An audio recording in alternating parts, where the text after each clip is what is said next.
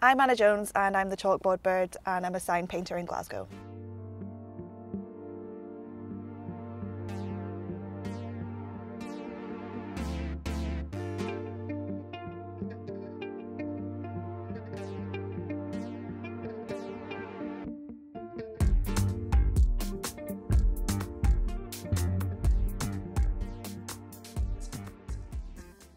It feels good to be creating constantly, like finishing off a project all the time, every couple of days, big, small, but just creating something, putting a lot of effort into it, being able to go around and see them up, like having my Instagram page to look through.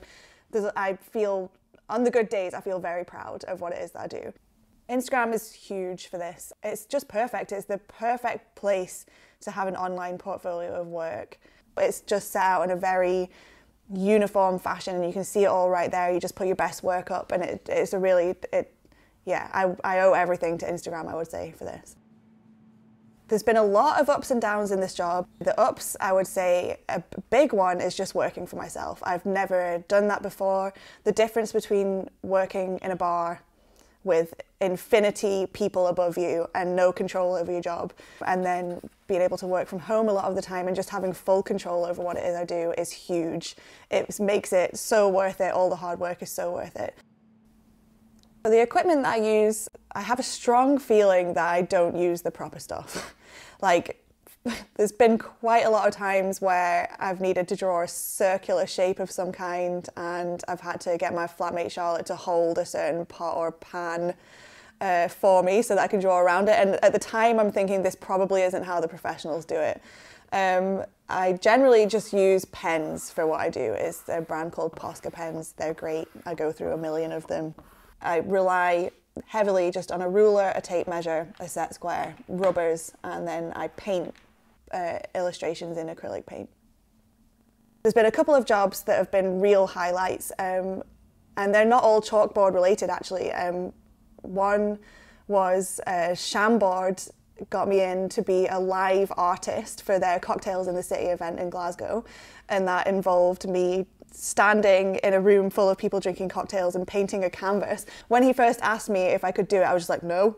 Like, of course I can't, like, absolutely no way. And then I went to reply to say I couldn't do it, and I realized I didn't have a single reason. I was like, and then I realized, just go for it, turn up, see what happens. And they gave me a couple of buzzwords of what to paint. They said, think flamingos, think bird cages. And I rocked up and I spent like a few hours painting this canvas and got fed cocktails all night, and it turned out to be one of the best experiences I've ever had. And I was so close to turning it down just because I was scared.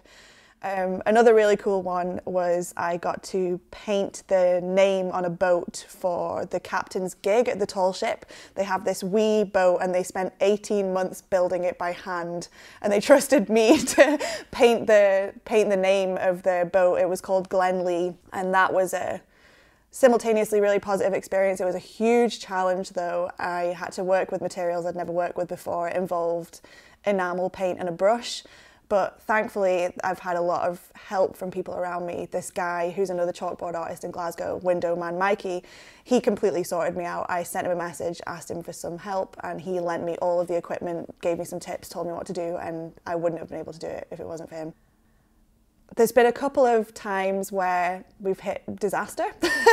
I remember I was doing a sign in Halloumi, which is this really cool Greek restaurant in the city centre. I've done a lot of work for them before. Thankfully, they know me, and they got me to write in Greek lettering on corrugated iron the word toilets, which should be fine, but obviously corrugated iron, I hadn't worked with that before. And in my head, I pictured it being fine to just stencil. Like I cut out a Greek stencil, put a lot of effort into cutting out the letters perfectly, and figured we'll just spray paint it, it'll be fine. And from the first spray, like I spent so long like getting the stencil in the perfect place, got my can of spray paint, had my mask on, the general manager's sitting there watching me do it, and from this first spray it just went like went like all over the wall. It was just a white splotch with like a wee L and an S in there somewhere. Like, it didn't look, and it was like this feature piece of corrugated iron that they have in there. I completely ruined it. She had a massive freak out and was like, oh no, it's a big mess. But it wasn't, it was actually okay. But I think she's a bit of a perfectionist, which is great. So she went all the way back to her flat, got her paints, and came back here all within about half an hour and painted over all of it. And it looks great now, but she had a big panic about it, which wasn't necessary.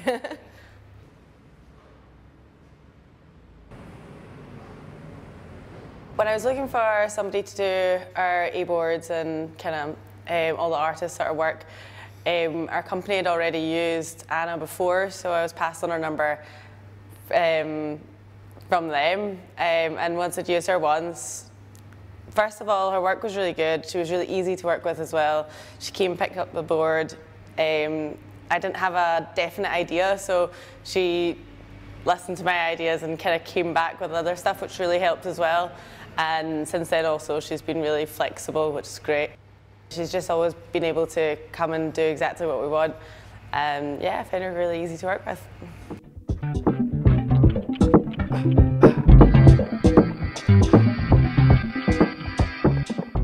So we're currently in Rioja in Finiston, which is a Spanish restaurant. This is one of the first big jobs that I ever did. They got me in a couple of years ago, and they basically had me cover all of the walls in their menu, cocktails, that kind of thing. I'd never done a job that big at that time, so it involved being at the top of a massive ladder, and it took me, I think, a few weeks to get everything done. So it was a huge learning curve. I got a lot of really good experience from doing that.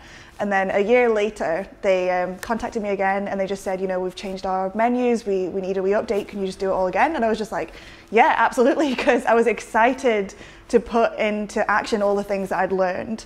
I've covered a lot of space in Rioja. One of the staff members referred to this place as my Sistine Chapel, which is definitely a compliment. It's always really nice to come back and have a look at it again once a bit of time's passed, because when I was working on it, I was just staring at all of it every single day, and all you can see is kind of holes or things that could have maybe been done a little bit more perfectly. And after being away for a long time, and coming back, I'm like, yeah, it's good. When I first did the walls, I directly copied a particular font, and then over time, I've edited it in certain ways, probably taking bits and bobs from other fonts that I like, to the point where I would say this kind of script is my favorite font. It's got a few things that I have personally added to it, so it's not an exact font that exists anywhere. But now, having done Rioja that first time, having done it for the second time, this font, I can just do it in my sleep. Like, there's so much of it everywhere. I got so much practice that I can do it extremely quickly, and I'm definitely most confident with it. And it's my favorite one as well. I just think it's really visually nice looking. And then, yeah, just underneath it is just handwritten. So that was enjoyable, just doing the regular handwriting underneath it.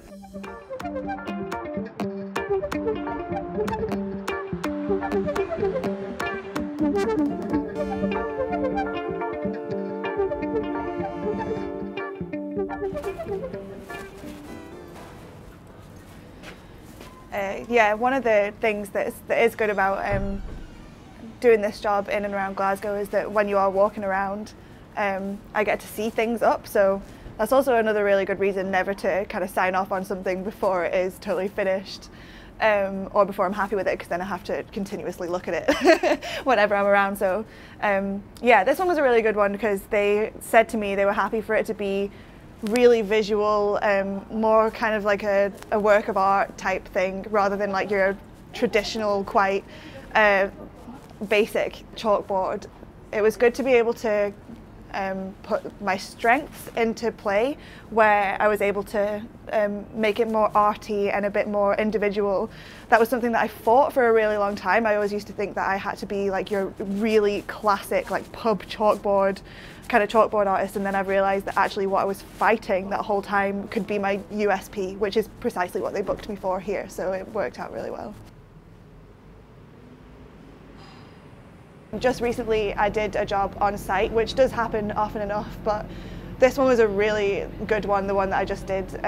It was through an air at this holiday park, and I had no idea what to expect, but they wanted so many boards done in such a short space of time that we all agreed that I would stay over. So I didn't know what to expect or where I'd be staying, but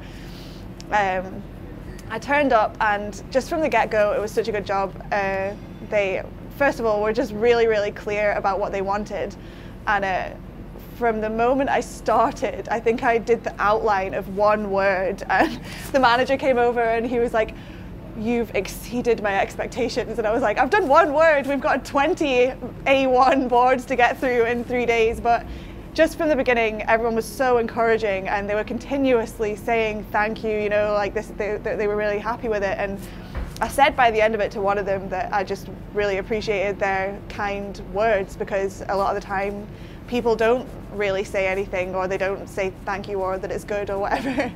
And one of the girls there was like, "That's disgusting." She was just like so shocked that people weren't like that all the time. Yeah, and I stayed over in like their nicest caravan, looking out onto it, had a sea front view, and they gave me a box of chocolates and a card to say thank you as well. And I was just cheesing. Jobs like that are so enjoyable that it makes everything really, really worth it. It makes the hard work feel like it really pays off.